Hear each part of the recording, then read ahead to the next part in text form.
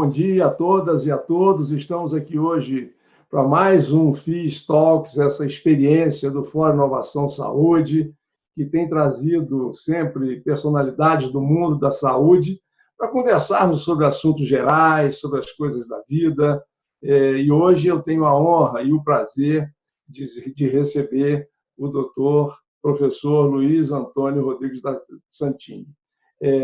Santini é um grande mestre da área da saúde, cirurgião torácico de formação original, foi meu professor na Universidade Federal Fluminense, e, aliás, um grande professor, era muito bom professor, didático, aprendi muito com o Santini as coisas da cirurgia torácica. Depois, o Santini migrou para a área da gestão pública, fazendo gestão na Secretaria de Saúde do Estado, no INAMPS, e depois, durante quase 10 anos, ou mais de 10 anos, talvez, ele foi diretor-geral do Instituto Nacional do Câncer, aqui no Rio de Janeiro, onde se notabilizou por ser um excelente gestor.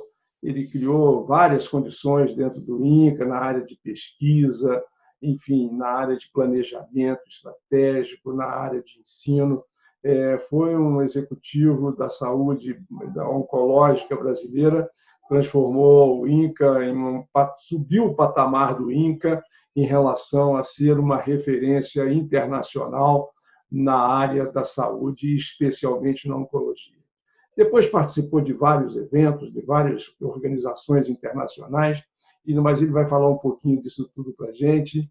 Eu tenho um prazer muito grande em receber o meu dileto e querido amigo, Santini, para a gente poder conversar um pouquinho hoje aqui sobre tudo, mas eu queria primeiro que o Santini se apresentasse, além das apresentações que eu já fiz, e pudesse falar um pouco da sua vida, de onde ele veio, como é que ele chegou a pontos tão altos na sua vida profissional, qual foi a sua trajetória de formação desde a escola primária, de onde chegou, como chegou, enfim, quem é Luiz Antônio Santini. Boa tarde, bom dia, Santini.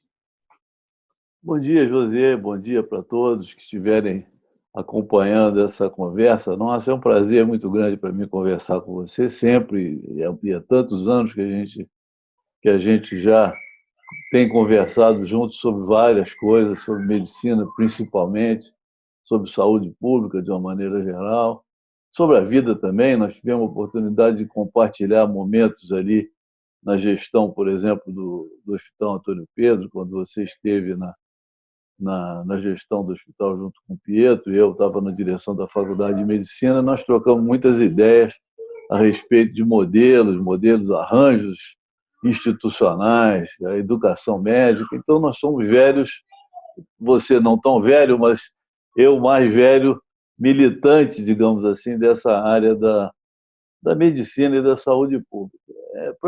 Você generosamente me apresentou. Eu acho que qualquer coisa que eu diga muito mais a meu respeito sobre isso, eu vou me diminuir, porque você foi muito generoso na sua apresentação. Mas o que eu posso dizer da minha trajetória, basicamente, é o seguinte: eu sou do interior, eu sou caipira, né? Eu vim do interior do estado do Rio. Para você ter uma ideia, eu vim estudar no Rio, eu tinha 9 anos, vim para a casa do meu padrinho, que era médico. Meu pai era fazendeiro, minha mãe cuidava da casa. E eu vim para estudar na casa do meu padrinho, eu tinha 9 anos de idade. Para você ter uma ideia de como era difícil chegar no Rio, ou eu vinha pela Rede Mineira de Viação, que era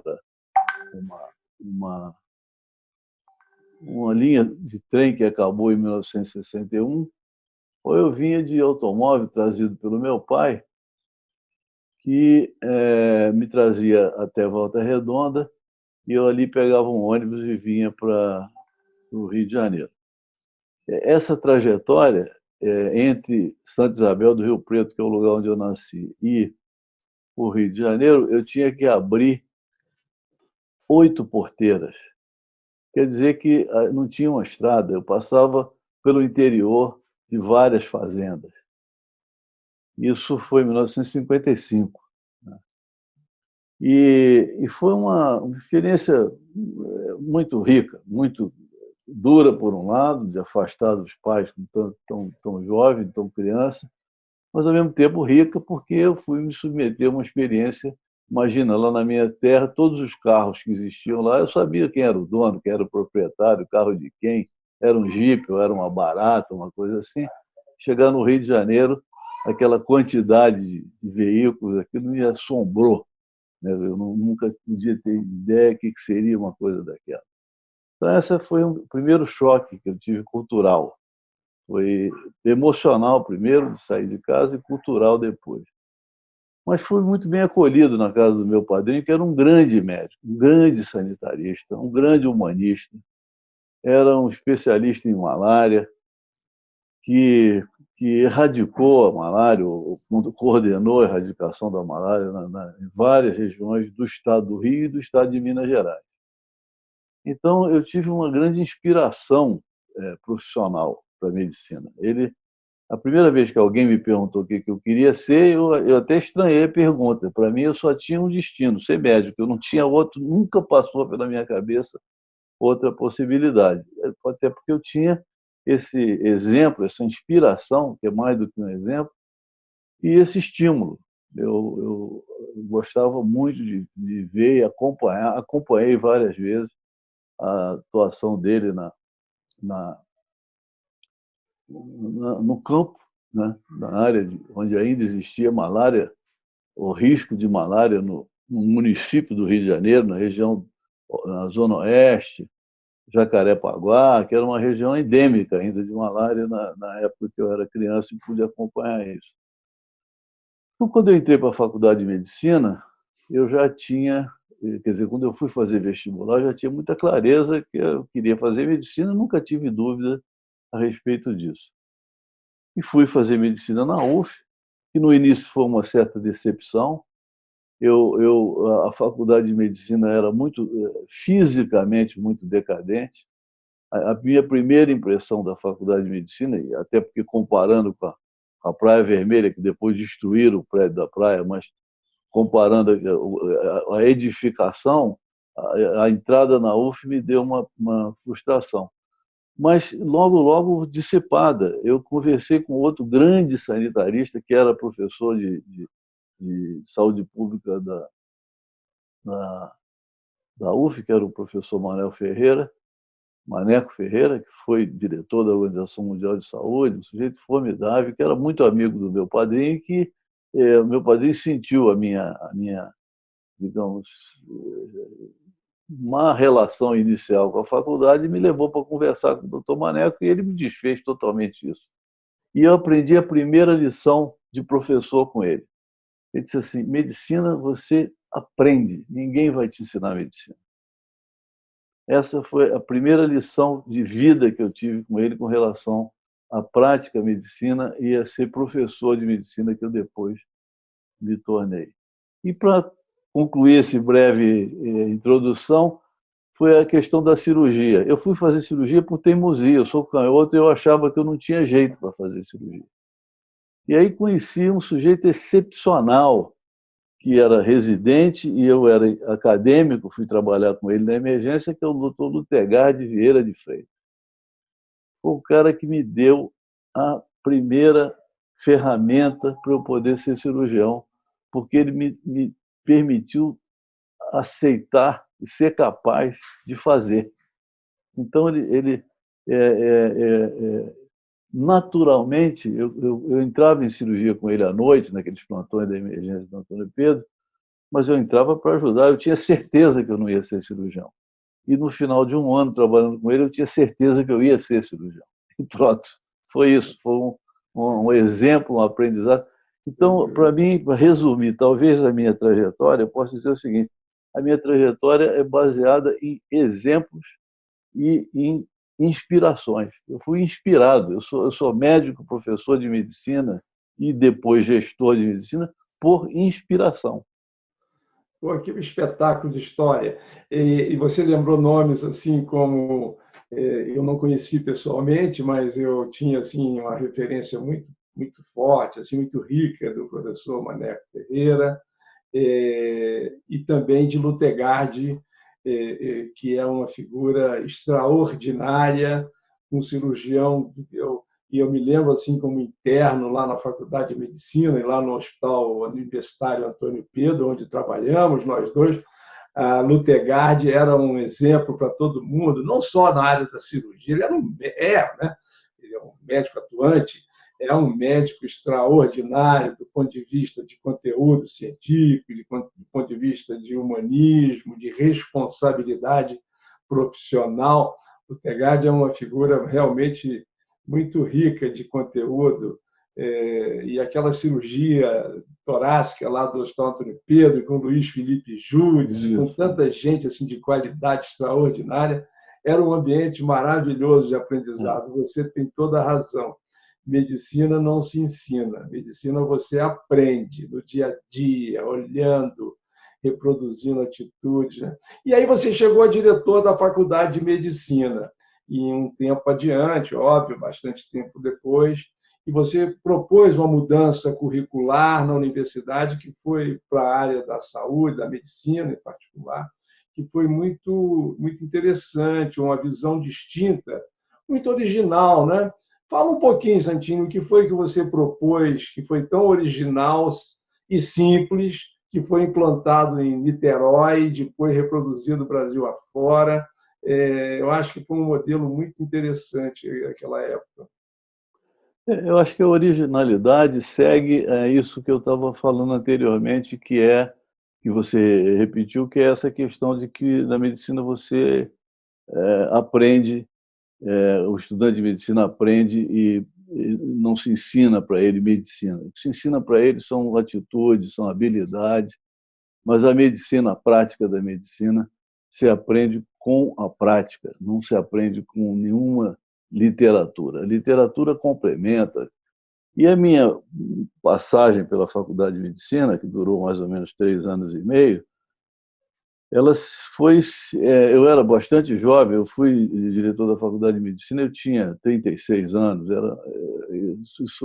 Isso tem uma história também, mas eu acho que não sei se vem ao caso. Se vier, a gente depois fala um pouco.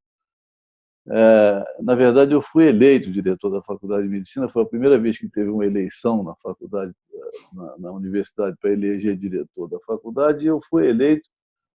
Eu fui eleito porque a faculdade não tinha muita importância.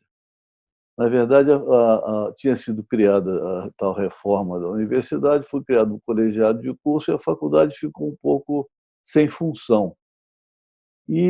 Mas eu não concordava com isso. Eu, Luiz Paulo Verbicário, Gabeto, uma série de colegas que tinham uma militância de educação médica já na universidade, não concordavam, mas achavam que a faculdade tinha uma importância.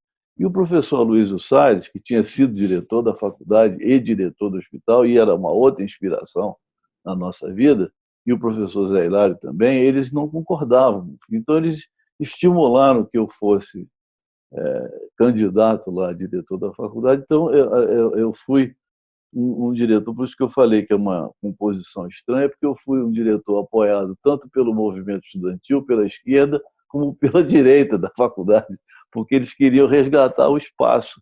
Havia uma relação de confiança, mais do que uma relação ideológica.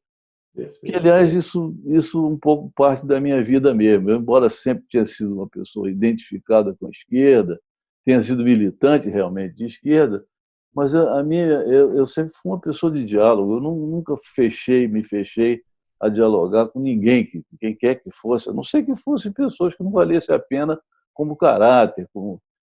Então, mas nesse caso, eu fui então diretor da Faculdade de Medicina e eu compreendi que aquele modelo da Faculdade de Medicina, e foi justamente na época, pouco depois da Conferência de Alma-Ata, que estabeleceu os princípios da saúde para todo no ano 2000. Foi um grande desafio proposto pela Organização Mundial de Saúde. E o conteúdo principal do relatório de Alma-Ata era a implementação do médico de família, da atenção primária à saúde. Esse era foi o lema dessa diretriz da Organização Mundial de Saúde. E a partir desse lema é que eu resolvi trabalhar um novo modelo curricular que levasse em conta duas coisas principais. Primeiro, que o ensino médico tinha que estar vinculado à estrutura de serviços de saúde, que na época você tinha INAMP, você tinha secretarias estaduais. A Secretaria Municipal de Saúde de Niterói, nessa época, só cuidava do cemitério. Não tinha ainda nenhuma estrutura. Hugo Tomazini estava organizando a estrutura da Secretaria de Saúde de Niterói. Então era um sonho você propor um modelo daquele, baseado numa estrutura que ainda não existia. Então nós criamos uma estrutura chamada Projeto Niterói, com o apoio do INAMPS, com o apoio da Secretaria Estadual e da Secretaria Municipal de Saúde. Então criamos a base física, lógica, para implementar um novo modelo de currículo a que articulasse ensino, pesquisa e assistência de forma prática. Esse foi o modelo. Esse modelo teve muita dificuldade de ser implementado, até hoje ainda tem, até hoje é difícil mesmo, não é uma coisa simples você mudar um paradigma de formação profissional. E eu acho que agora nós estamos outra vez frente a isso. A crise da saúde pública global hoje, ela vem, mais uma vez, desafiar as estruturas educacionais a rever os seus modelos de organização. Eu até fico pensando, e de certa maneira lamento, que as faculdades de medicina tenham parado as suas atividades nesse momento. Eu acho que era um momento ao contrário, era um momento de aproveitar esse momento para rever toda a sua organização, sua estrutura e seu pensamento. Mas, enfim, acho que a maioria das faculdades suspenderam as aulas. Mas eu penso que eu compartilho com essa preocupação sua e essa tese de que talvez o momento devesse ter sido agora, mas de qualquer maneira eu acho que essa pandemia, essa crise sanitária global que a gente está vivendo, vai nos obrigar a fazer um repensar, né, dos modelos assistenciais e do modelo de saúde como um todo. Esse ambiente que você ajudou a construir do projeto Niterói tratava muito da atenção primária, né? Uma questão muito elementar e fundamental para a boa gestão da saúde. Eu me lembro que depois dali, em algum momento, você foi para Friburgo, ser o secretário de saúde lá em Friburgo, se eu não me engano, e também implantou em Friburgo uma modelagem bastante interessante, não foi isso, Santini? Foi depois disso, depois dessa experiência na direção da faculdade, eu continuei ainda trabalhando na faculdade, trabalhando também no Hospital Orense de Freitas, com Guilherme Eurico. Eu fui chefe de clínica cirúrgica de lá durante muitos anos, junto com Guilherme, Célia, Zé Fernando, Flavinho, enfim, lembrando aqui com muita saudade, com muito afeto dessas pessoas. Meu compadre Aguinaldo Zagner, na clínica Aguinaldo, praticamente, e junto com o Geraldo Chini, praticamente inventando a nutrição parenteral. Nutrição parenteral, é isso mesmo. Eles inventaram isso, eles criaram esse negócio. O laboratório B. Braun passou a produzir os nutrientes a partir de demandas deles na nutrição parenteral de uma paciente que tinha feito uma ressecção de quase total do intestino delgado. A paciente era Vilma. Vilma, exatamente, era Vilma. E que todos nós tratamos da Vilma. É verdade. Então, durante esse período, eu continuei trabalhando nessa história. Aliás, falar em paciente, eu tenho um relato, um pequeno relato, mas que é um grande na minha vida, pequeno para contar aqui, que foi o seguinte, falando do Lutegard, eu falei dele, mas não contei um pouco o caso. O caso foi o seguinte, nós operamos, o Lutegard operou e eu ajudei, uma paciente de 17 anos com uma perfuração uterina por curetagem, e que curetaram, inclusive, o mesentério dela, as artérias, o epíplo, furaram alça de tudo quanto é jeito. Uma tragédia. Ela chegou no pronto-socorro, choque séptico e tal, um quadro deplorável, né? E que nós tratamos dessa paciente junto com o Zé Antônio Arruda, Manuel de Almeida, e Ivaninho, Delvan, durante um ano. Ela teve todas as complicações que uma sepsis pode provocar. Abscesso hepático, abscesso cerebral,